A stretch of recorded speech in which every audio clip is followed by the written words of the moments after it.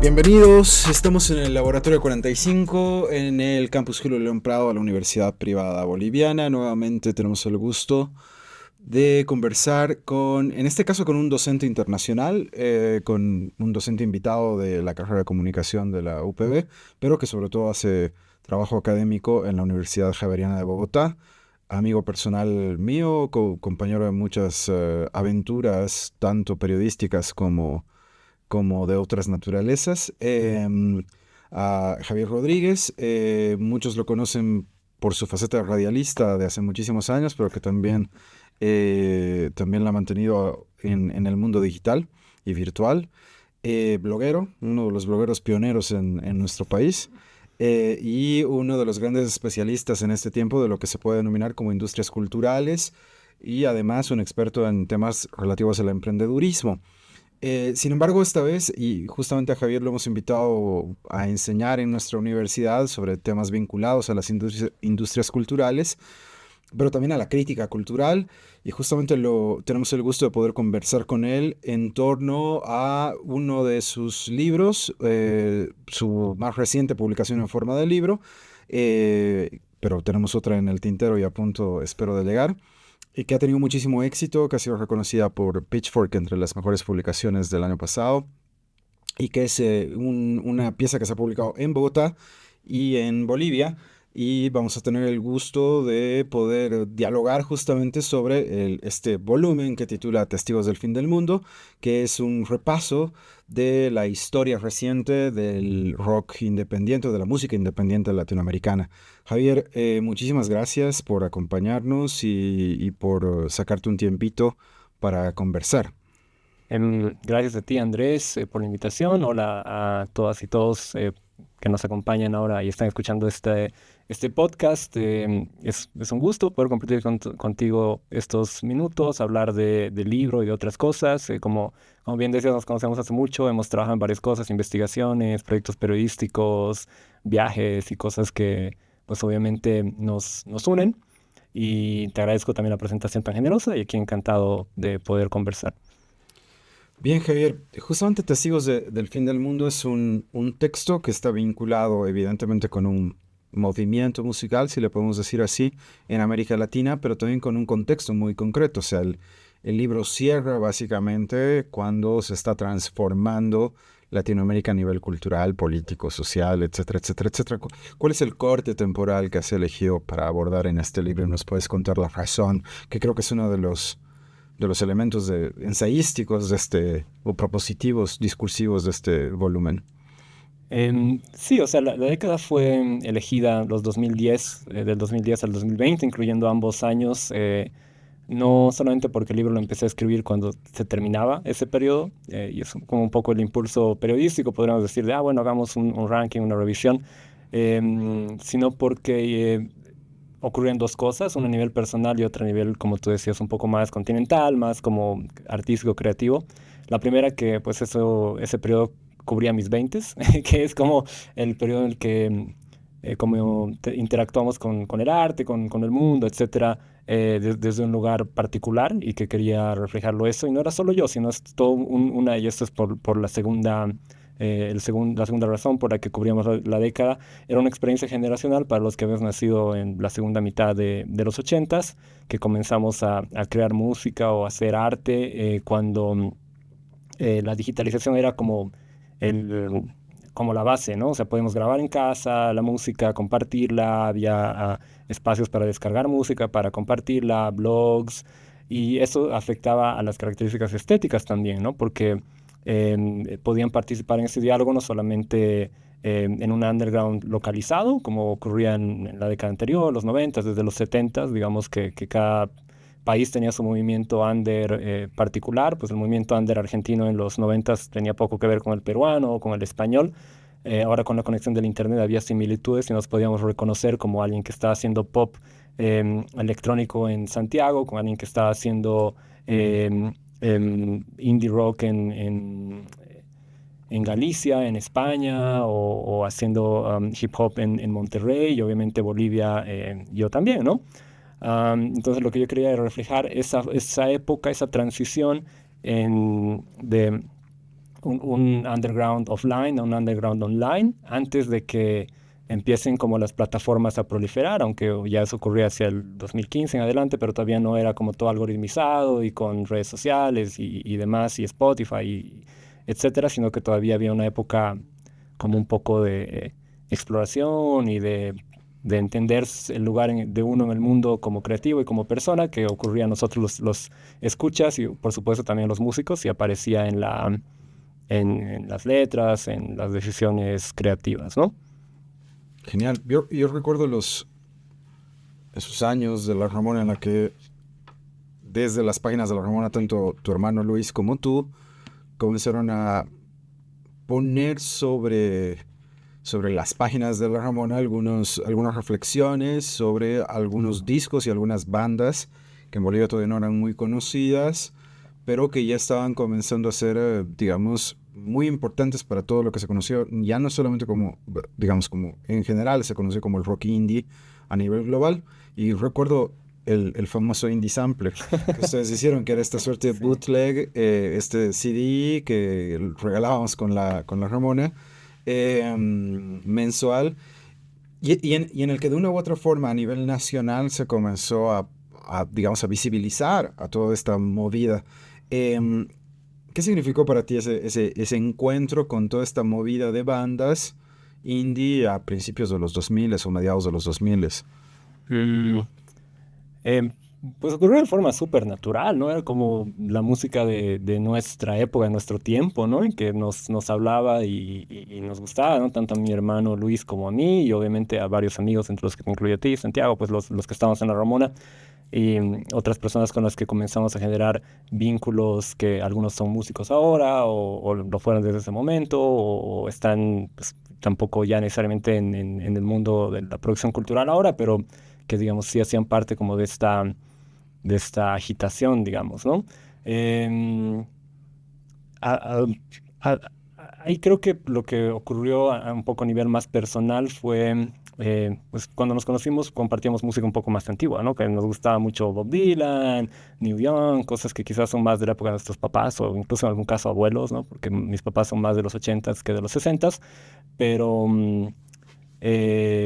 hubo un clic, curiosamente, alrededor de 2007, cuando salió la biopic de Bob Dylan, que era una de las biopics, que era I'm Not There, y el personaje que hacía como de la versión Woody Guthresca de Bob Dylan, se dedicaba a tocar canciones como del repertorio folclórico antiguo, ¿no? Como muchísimo antes de que él naciera y alguien en la película le decía, vive tu propia época. Eso como que me hizo dar cuenta de, bueno, ¿qué está pasando en mi época y dónde podemos poner el foco en lugar de celebrar el 40 aniversario de Blonde on Blonde o el 30 aniversario de, no sé, del disco de Television o lo que fuera, ¿no? Y sí, pues fue como ese clic natural y la música está ahí, era buena, aguantaba este análisis y este fanatismo, ¿no? Y nos fanatizamos con Javier Amena, con Alex and Banter, con El Mató y de ahí ya pues la bola empezó a rodar y pues sigue hasta ahora creo de alguna manera. Buenísimo, justamente has hablado de una banda que es muy importante para entender este proyecto de crítica que es tu libro. Y aquí, por si acaso, podemos ver la tapa de las dos, bueno, las dos ediciones. Acá está la edición de Río Naranjo, la colombiana, y al frente está la edición boliviana, El Cuervo. Ambas ediciones muy bonitas, y tapas geniales.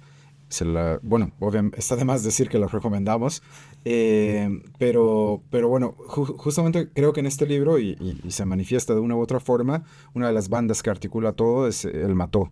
No, El Mató, un policía motorizado, banda de la que hemos hablado hace poco, un poquito con Santiago en los 400, pero que es una banda que a mí me sorprende porque es una banda como que le gusta mucho a las generaciones nuevas y digamos como que les habla mucho, quizás como a nosotros nos podía hablar bandas de los 70, no sé, como Velvet Underground o lo que sea, pero que tú los has acompañado básicamente desde sus comienzos y un poco creo que ha sido una de las, bueno, de hecho creo que, me imagino que una de las pocas entrevistas que se haya publicado a ellos en Bolivia es una entrevista que les hicieron ustedes, ¿no?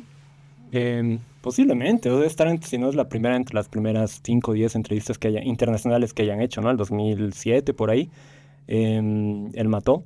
Am, pero sí, o sea, eso también era un poco insolencia nuestra de escribir a músicos famosos para ver si nos podían hacer entrevistas, algunos más famosos, otros menos famosos por MySpace o el incipiente Facebook o email incluso, y contestaban, ¿no? Y se podía hacer preguntas, a veces fructificaban, a veces no. Hablamos, me acuerdo, con Lito Nevia, ¿no? Que nos recibió en su casa en Tigre, y pues una leyenda viviente, ¿no? Que fue muy generoso con nosotros. Y de la misma manera también nos contestó Santiago, ¿no? Y le hicimos unas preguntas un poco malas, pero pues fue como ese primer acercamiento, ¿no? El mató creo que son importantes. A mí, pues, que ya no soy tan fan, la verdad. O sea, escribí sobre ellos últimamente para Southwest Review como una especie de perfil y entendí, digamos, los méritos de discos como la síntesis O'Connor, que es uno que ya no me gusta mucho y que es quizás el que los ha lanzado a la masividad y a la popularidad. Pero siguen teniendo algo que me lo dijo en una entrevista que le hice a Roberto Aleandri, el vocalista de Atrás hay Truenos, una banda que está en el libro y que también es parte del Aptra, el sello que fundaron El Mató, 107 Faunos, como esa gente de La Plata, a principios de los... No, finales de los 2000, ¿no? Sí, y decían que El Mató les enseñaron a ser poderosos con poco. Y creo que eso es una síntesis muy lúcida de lo que ha hecho que trascienda El Mató, ¿no? Son canciones que transmiten eso, que permiten una empatía que no es tan fácil encontrar en estos tiempos y cierta esperanza también, precisamente por eso, ¿no? O sea, las cosas no están del todo bien, pero no puede estar más o menos bien, como dice la canción de El Mató, y encontrar su lugar y ser, o sea, no rendirse aún teniendo poco, ¿no?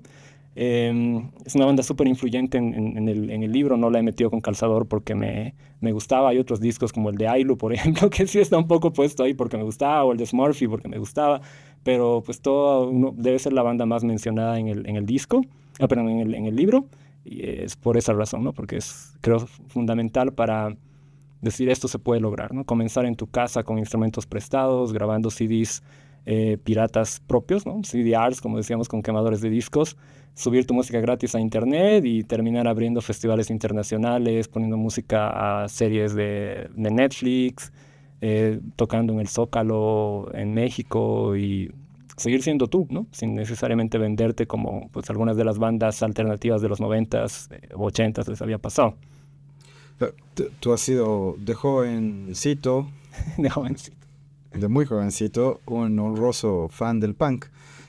¿Crees que ahí está el punto de conexión entre ambas movidas?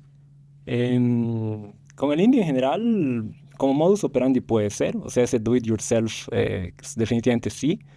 A nivel de estética y sonido con Laptra también, o sea, siempre ha dicho Santiago Motorizado que una de sus bandas favoritas es Embajada Boliviana, que son punk ramonero, o sea, ellos hicieron lo que pues dejaron de hacer Ataque 77 cuando se fueron hacia el mainstream y las majors, ¿no?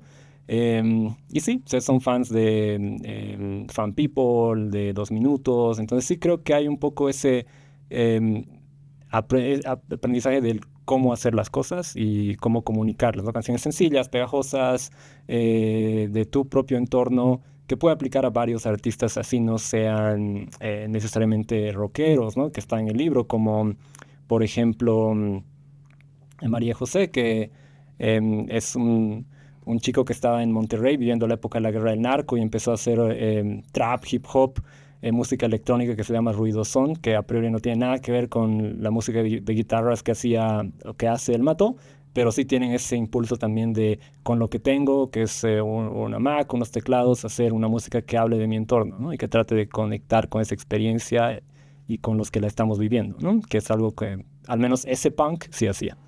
Buenísimo. Igual de todas formas, digamos, básicamente el libro es un gran repaso de bandas de toda América Latina prácticamente, pero que tienen características muy dispares, digamos, ¿no? O sea, por lo menos a nivel sonoro. Digamos, no sé si podríamos decir que, qué sé yo, Juana Molina suena igual a Pez, y estamos hablando de bandas, bueno, de artistas argentinos, digamos, ¿no? Sí, sí, sí. Que se podrían enmarcar. A nivel sonoro, ¿qué es lo que podrían tener en común? todos los mencionados en Testigos del Fin del Mundo? Wow. De géneros musicales hay de todo, o sea, hay pop, hay electrónica, hay fusiones, hay em, cosas medio garage punkeras, hay bastante electrónica, ya dije, hip hop, rock también, por supuesto. Em, yo creo que hay cierta em, visceralidad, pero no entendida como desaliño o como agresividad, sino como de tratar de compartir ese entusiasmo, ese primer impulso de esta música es la que me muero por hacer, ¿no? O sea, obviamente esto tiene unas características distintas en el trabajo de Alex Van Banter, que tiene unas baladas producidas en Rebeldes, por ejemplo, muy al estilo radial melódico de los 70s, con cuerdas y con una arquitectura sonora muy, no sofisticada, pero elegante. Pero tiene otras características distintas en las yumbeñas, pero en el fondo están diciendo lo mismo. O sea, las yumbeñas hacen o hacían, porque ya no existen, un pop punk chistosito, pero ambos están tratando de am, como metabolizar su corazón roto, ¿no? En el caso de Rebeldes, al estilo de Laura Pausini, diciendo esto es una tormenta, esto es el fin. En el caso de las yumbeñas, diciendo me cansé de, no sé, quiero vomitar, pues en el fondo es lo mismo, ¿no? Ese desamor. Entonces, ¿suenan parecido? No, pero creo que sí tienen como esa pulsión de, pues esto lo tengo que hacer ahora y así es como lo quiero hacer. El título del libro, Testigos del Fin del Mundo, creo que encierra dos sensaciones, por lo menos a mí me produce eso, y creo que es algo que también está a lo largo del texto, que es una suerte de mezcla entre nostalgia, melancolía, pero también al mismo tiempo una suerte de resiliencia, porque el mundo se está acabando, pero estoy viendo que se está acabando, no estoy frente a él. ¿Crees que eso es algo que puede definir al espíritu del libro y al espíritu de las bandas que están ahí? Em, sí, sí, creo que sí. O sea, el mundo de alguna manera siempre se está acabando para nosotros los millennials. O sea, entramos a la vida adulta en medio de muchas crisis y las crisis siguen. Ahora que ya quizás muchos de los millennials somos más geriátricos que otra cosa, ¿no? Con problemas de rodillas y con canas y deudas y qué sé yo, que pues, quizás no era nuestra situación en el 2010. Pero seguimos estando acá, ¿no? Y sí, no sé si lo llamaría como necesariamente solamente resiliencia, pero lo que sí siento es como em, que había esa decisión de, a pesar de que las cosas estén así, nosotros existimos y esto es lo que sentimos, ¿no? Que eso es como el gran lema de los 120 discos que están acá, ¿no? Ya sea una obra de ciencia ficción como Bam Bam o literal sobre el fin del mundo, como el disco, bueno, el disco doble de Lola Boom, que es el que cierra el libro, de hecho, porque se grabó durante la pandemia, que sobre ese fin del mundo, ¿no? Sobre alguien que está como terminando los 20, se da cuenta que pues las cosas no van tan bien como esperaba, pero en ambas creo que hay esta idea de acá en mi habitación en Quito, sin poder salir, soy esto es lo que siento, pues lo mismo en Manitas Nerviosas, que tampoco ya no está viva ella, pero era la líder de Bam Bam. Estamos acá, el momento es ahora nos va a fichar Arts and Crafts, vamos a ir a girar a Estados Unidos, vamos a ser la banda indie rock del momento como lo fueron MGMT, como lo fueron Deer Hunter. Esto es lo que queremos hacer, esto es lo que somos. Entonces creo que ese es como lo transversal y de ahí es eso de testigos, ¿no? Como diríamos, pues a veces me han dicho esto tiene que ver con los testigos de Jehová o algo. No, pero creo que sí tienes esa idea de es nuestro testimonio, ¿no? Pues sí, ahí sí hay algo. Genial. No, me parece buenísimo. Y ahora me gustaría entrar un poco al ejercicio de la crítica musical. Evidentemente, más allá de banalidades como siempre que nos dicen, ustedes hacen crítica porque son frustrados como artistas o como músicos, ese tipo de tonterías. Evidentemente hay algo que me parece interesante, o sea, porque, digamos, como bien sabes, ambos escribimos sobre cine también, porque cuando escribes sobre cine suele ser muy descriptivo y buscas generar a través de tu descripción muchas imágenes visuales. En tus descripciones lo que buscas trabajar es más bien sobre imágenes sonoras y no solamente hablar sobre el contexto, sobre, digamos, yo puedo leer este libro, o sea, a pesar de que este libro, y es obviamente muy recomendable, tiene tiene la lista recomendada, digamos, para que tú puedas escuchar las piezas que estás mencionando. Pero es un libro que yo personalmente no he tenido la necesidad de ir a la música para disfrutarlo. ¿Cómo es ese ejercicio de poder escribir sobre algo que no ves, que no lees, que es como intangible como la música, digamos, ¿no? O sea, a ver, que más que intangible, que no está sometido al ojocentrismo como la música? O que tiene una trama, o que tiene algo que puede ser una sinopsis. Sí, sí, sí, no, de acuerdo. Al momento de escribir el libro yo no lo había racionalizado, siempre había evitado eso. Sí dicté un par de talleres sobre escritura de reseñas bueno, reseñas de discos y reseñas de conciertos el año pasado y el anteaño pasado. Y ahí sí como que pues traté de racionalizar qué hacía, cuáles las técnicas pues sí, hay formas para poder capturar esa experiencia sonora, ¿no? Ya sea con metáforas, ya sea con descripciones, etcétera, etcétera. Pero no fue tanto lo que yo intenté hacer en el libro. En el libro, porque son discos que en algún caso ya tenía 10 años en el momento en que se escribió el libro, 13 cuando se publicó, 15 ahora que se va a presentar en el libro o se está presentando en el Cono Sur. Discos sobre los que se ha dicho mucho, ¿no? O sea, ¿qué podría decir yo sobre el nuevo disco, sobre El Mal Querer de Rosalía? Entonces, la idea era un poco tratar de situarlos históricamente, ya con la perspectiva del tiempo, tratar como también de explicar una experiencia subjetiva en la que yo no hablaba de como de mí, o sea, no hay nada más allá de la introducción en la primera persona, pero sí tratar de ponerme en el lugar de una escucha, digamos, de esta generación, de este momento ante ese disco.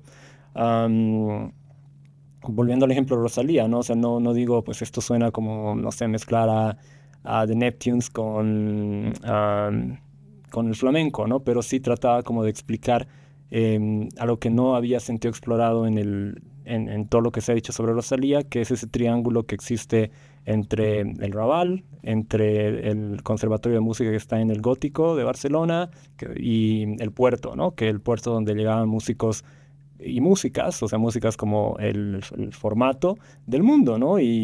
Pues ahí llegó la salsa, llegaron las habaneras y podíamos hablar del Gato Pérez y de las migraciones que escuchan mucho hip hop y trap y han sido pioneras de eso, Pur Gang, que pues hangueaban ahí en el MACBA, el Museo de Arte Contemporáneo de Barcelona, está en el libro, fueron pionerísimos del trap en España y cómo entraba Rosalía en eso. Entonces no fui tan descriptivo, pues, pero sí, digamos, existen técnicas que uno podría enumerar para escribir reseñas de música, ¿no? Pero pues en este caso sí traté de ser como más como histórico, más en ese análisis de, bueno, esto en el arco de la carrera del artista también. Bueno, Mena, el disco de Javier Amena, un disco que pues ya del 2010, lo mismo, ¿no? O sea, cuál era esa transición al momento supernova de Javier Amena que se convirtió en esta estrella generacional y obviamente latina, digamos, iberoamericana, ¿no? Porque ahora vive en Madrid y pues está bien consolidada, ¿no? Y todo eso fue gracias a ese disco, Almena. Entonces no digo tanto, esto suena como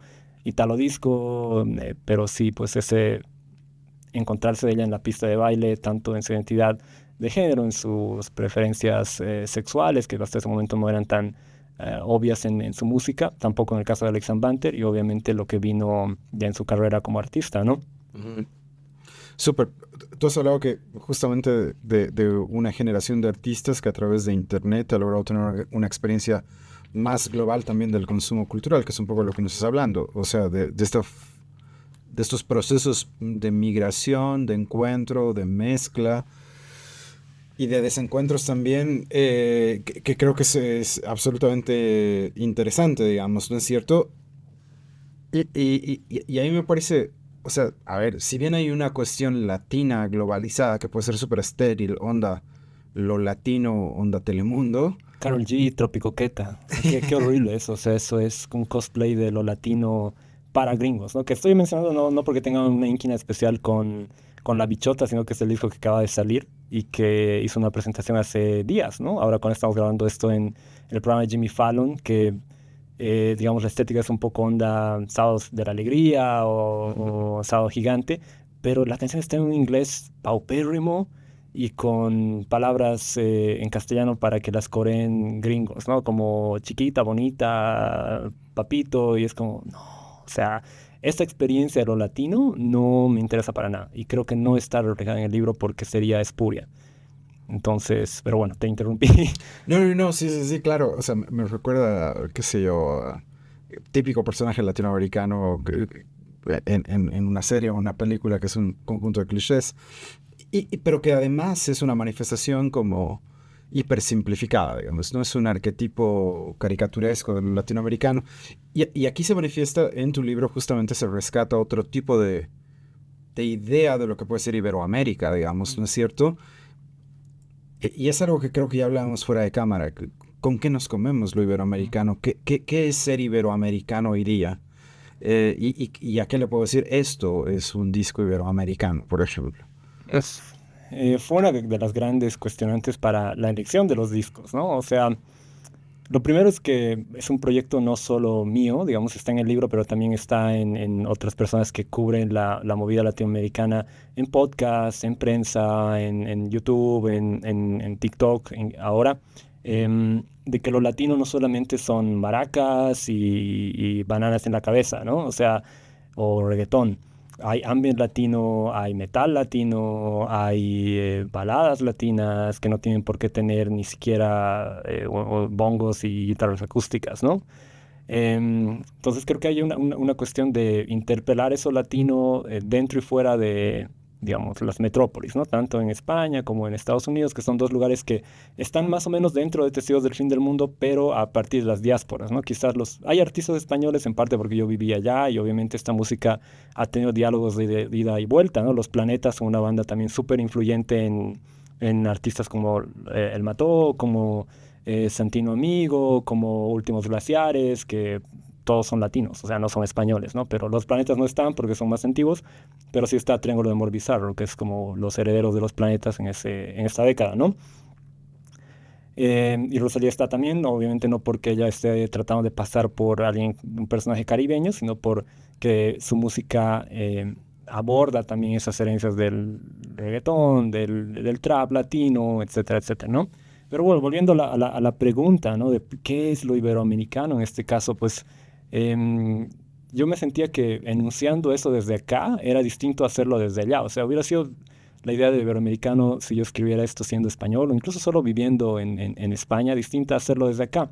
¿Por qué? Porque es como que estamos trayendo algunas cosas que nos ayudan a completar un mapa que podría haber sido latinoamericano, quizás, sí, latinoamericano más diásporas, digamos, Princess Nokia está en el libro, ella es hondureña, pero vive en Estados Unidos. Está el lado negro, que es ecuatoriano, pero vive en Estados Unidos. Son migrantes de primera generación, digamos, ¿no? O sea, sus papás eran ecuatorianos, hondureños, pero ellos nacieron en el Bronx o en Miami, donde sea.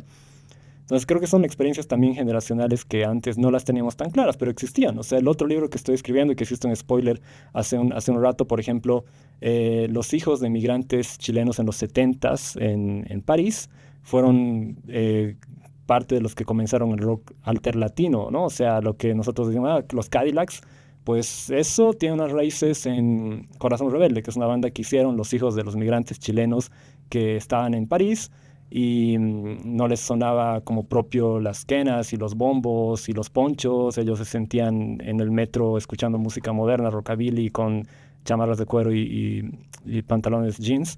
Y empezaron a hacer rockabilly y poco a poco metieron su experiencia también, ¿no? Como inmigrantes, que tienen canción a Valparaíso, donde no habían estado más que en una vacación y esa nostalgia. Pero ahora estamos hablando de una curiosidad histórica, ¿no? En los 80s, que no se llegó a conocer acá. Más allá de que haya llegado Mano Negra y Mano Negra haya influido en los Cadillacs, en fin. Estos artistas sí los podíamos ver, porque estaban en MySpace, porque estaban en Facebook, porque subían su música a YouTube o a Bandcamp. Y así estén trabajando en Miami, en Chicago, en Madrid, no sé, en cualquier lugar del mundo, Berlín, no estaban desarraigados del todo, ¿no? Entonces había como un tejido conectivo común. Pues no sé si se puede responder tan directa y sencillamente qué es lo latino, lo iberoamericano, pero sí creo que hay unas sensaciones ahí que me hacían sentido y eran un poco coherentes en el libro, y es lo que quiero creer al menos. Genial. A ver, como lector, por momentos, digamos, este libro se convierte en una suerte de manifiesto que me recuerda un poco a lo que puede haber hecho el tropicalismo, la tropicalia en su momento en el Brasil, que es como que el espíritu está en la antropofagia cultural, ¿no es cierto? Fagocitar cosas pero hacerlas propias también, digamos, ¿no es cierto? Y eso creo que es bien interesante en este libro, porque es un libro en el que se está haciendo referencia a algo muy territorial, geográfico e identitariamente es pesado, pero al mismo tiempo también es muy líquido, ¿no? Y ahí justamente creo que hay un elemento interesante en el que tú articulas distintos tipos de referencias para construir un mismo discurso, digamos, ¿no? ¿Cómo crees que esta generación, o sea, cuál crees que va a ser el discurso de esta generación? ¿Cuál crees que va a ser el manifiesto de esta generación? ¿De esta generación quieres decir la que está en Testigos o la Ujú. que viene después? Buena pregunta. ¿O cuál va a ser el legado, lo que dejen ahí? No creo que haya uno solo. O sea, hay como por lo menos tres épocas y tres, digamos, legados quizás que podrían haber ocurrido en este periodo, ¿no? El primero hace con esos artistas que en algunos casos estaban activos desde finales de los noventas. O sea, creo que la primera banda de Santiago Motorizado es del 98, 99, cuando él estaría en la escuela, tendría 16 años, y que como que lograron explotar en estos primeros años, del 2010 al 2013, ¿no? O sea, Javier Amena, Alexander Dante, el Jefe, el Mato, eh, que ese era su legado. Su manifiesto era, se puede llegar desde lo underground, desde la independencia, a un objetivo de vida que sea que nuestro compromiso con nuestra práctica artística pueda ser una forma de vida. Y lo lograron en su ley. Puede que nos guste más o menos lo que está haciendo el Jefe ahora, Javier Amena, pero lo lograron. O sea, no están haciendo featurings con, no sé, con Shakira o con Carlos Vives para pues sumar números o con Sebastián Yatra, los que sean los de ahora, ¿no? Em, la segunda parte creo que es un poco más difusa, entre ese 2013 a 2018 por ahí. Creo que hay como un tratar de entenderse en relación a unas luchas que estaban yendo por lados distintos, y luchas en el sentido quizás más simbólico del término, ¿no? No estábamos tratando de pelear por la democracia ni la independencia necesariamente, pero sí había como unas luchas por el reconocimiento de las mujeres en el, digamos, en el mundo de la música, y ahí aparecen las sucias, por ejemplo, que sean reggaetón, chamánico, noise, desde la experiencia femenina para subvertir un poco ese machismo que a veces está implícito en el reggaetón. Encontrábamos trap, también tratando de traer esa música del sur de Atlanta a Latinoamérica, y hoy prácticamente todo el trap que se escucha mainstream es trap latino. O sea, trap mainstream, no sé quién podría ser, ni Kendrick ni Drake hacen trap mainstream, ¿no? Sin embargo, Bad Bunny es un artista de trap latino, ¿no? Y todo eso tiene sus raíces en Fuete Billete, que son una banda pues, dominicana, son no puertorriqueños, que están pues, en el libro también. Y yo creo que era un poco eso, ¿no? Pues tratar de entender esas luchas, bueno, lo diaspórico también. Está María Uzbek, que está tratando de entender cómo recuperar su nombre, sus raíces. Y ahora eso puede parecer un poco pueril en retrospectiva, pero era parte de lo que se vivía en ese tiempo, ¿no? Y también las funas, ¿no? Están Amarga Amarga, que son una banda chilena que desapareció a pesar de tener mucho éxito, que hacían bedroom pop, porque fueron acusados de abusos, de maltratos con sus parejas, y pues eso también está reflejado en el libro, ¿no? Y la última etapa es una etapa que apunta ya a un presente en el que algoritmizados en estos silos de plataformas, ya sean de streaming, redes sociales, he encontrado otras formas también de existir como músicos independientes, ¿no? Y eso quizás apunta a volver a lo micro, ¿no? A la escena inmediata. Pienso en Bicelat, por ejemplo, una banda colombiana que reflejó mucho el estallido social del 2019, y esa desesperanza que sentían los veinteañeros cuando veían que su país, cuando les habían prometido con el acuerdo de paz, con el fin de la guerra contra el narco, etcétera, otra época, y no, que seguía estando ese inmovilismo y esa violencia en la sociedad. O el mismo caso de Últimos Glaciares, ¿no? Me veo con mucha alegría que ahora sí hay artistas independientes en Bolivia que estén tratando de dialogar con estos a este nivel, ¿no? Cosa que no ocurría necesariamente hace 10 años atrás, ¿no? Entonces, o más de 10. Pues sí, creo que son esos tres manifiestos como que se entrelazan entre las épocas que están en estos 10 años. Justamente la industria ha cambiado tanto que hace 10 o 15 años éxito era que te firme una gran disquera y que te den disco de platino o lo que sea, y que tenga un Grammy. Digamos, hoy día, como medimos esto? En algún momento tú te has preguntado si quizás el fin del rock indie fue cuando fue a Broken Social Scene o algunas de estas bandas le dieron un Grammy. Arcade Fire. Arcade Fire. Sí. Bueno, potato. Sí. No, Broken no, Social no. Scene son buenos, Arcade Fire no. Bueno, no, estoy jugando. No, a mí me gusta mucho esa banda, de hecho. Sin embargo, no, a lo que me iba es, hoy día, ¿cómo podemos caracterizar esta industria? O sea, ¿qué implica ser exitoso? ¿Ha cambiado la industria o sigue habiendo un control de las majors? ¿Qué implica ser artista independiente ahora? Porque muchas veces puede parecer una categoría muy de producción. La industria ha cambiado para peor. Creo que ahora está aún más cerrada, es como más oligopólica todavía. Todo está entregado a las métricas, ¿no? De streams, de redes sociales, agregadores que son los que tú grabas tu música, se las das para que las suban a plataformas, porque uno no puede subir su propia música a Spotify. Te piden cifras. ¿Cuántos? O sea, ¿tienes 10,000 streams al mes? Entonces no. Eso no quiere decir que uno no pueda tener una carrera por fuera de esa industria, pero creo que dentro de la industria es cada vez más difícil, ¿no? Y uno escucha a músicos exitosos ya mayores decir esto, ¿no? Y yo creo que lo dicen por genuina preocupación, o como David Byrne diciendo, no quisiera tener que empezar una banda ahora porque no tengo idea cómo lo lograríamos, ¿no? Y quizás tiene razón. Entonces, ¿cómo se puede seguir existiendo fuera de la industria? Pues compaginando esfuerzos, tratando como de sumar apoyos en intercambios de cosas simbólicas que no siempre son monetarias. Y pues eso, ¿qué quiere decir en términos de ingresos? Pues bueno, es difícil, ¿no? O sea, siempre uso estos ejemplos, así que si ya me han escuchado hablar de ello en mis clases. Philip Glass, cuando estaba estrenando Einstein on the Beach, manejaba un taxi en Nueva York. John Cage no vivía de sus obras, vivía de venderles hongos y trufas a los restaurantes lujosos de Nueva York. Entonces, es muy probable que tengamos que hacer trabajos que no necesariamente están relacionados con nuestra práctica creativa primaria para poder financiar esa, ¿no? Es una realidad de las industrias creativas que no siempre la hablamos, ¿no? Lo ideal es que uno pueda vivir 100% de su trabajo, pero no siempre es así, ¿no? Y no sé si todos los músicos que están en este libro lo hacen, ¿no? Entonces, éxito creo que pasa por una combinación de realización personal, de objetivos simbólicos y también retribución económica que desde la industria es cada vez más difícil, creo, y está más y más centralizado a grandes escalas, ¿no? Números de stream, redes sociales, etc. En lo que a mí respecta, siempre es una gran satisfacción personal poder conversar con Javier. Lamentablemente ya el tiempo se nos ha acabado. Espero que podamos volver a conversar pronto en tu próxima visita o por internet, digitalmente.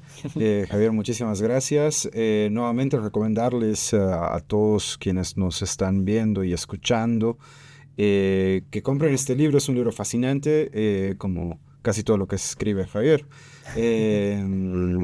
Muchísimas gracias, Javier, por habernos acompañado y espero que pronto podamos volver a conversar en este tipo de espacios. Y bueno, sabes que esta es tu casa. Muchísimas gracias, Andrés. Ha sido un gusto, yo me divertí muchísimo. Si quieren saber más del libro, de las cosas que estoy haciendo, me pueden seguir en redes sociales. En Instagram estoy como Javier _Rodríguez _C. En Substack estoy como visionesincomunicadas.substack.com. En Twitter estoy como TFMJRodríguez6. O igual buscan Javier Rodríguez Camacho. Seguramente salga por ahí. Si no saben dónde conseguir el libro, si es que tienen alguna pregunta sobre cualquiera de estos temas, pues ahí me pueden encontrar y seguimos con la conversación. Muchísimas gracias. Con eso nos despedimos.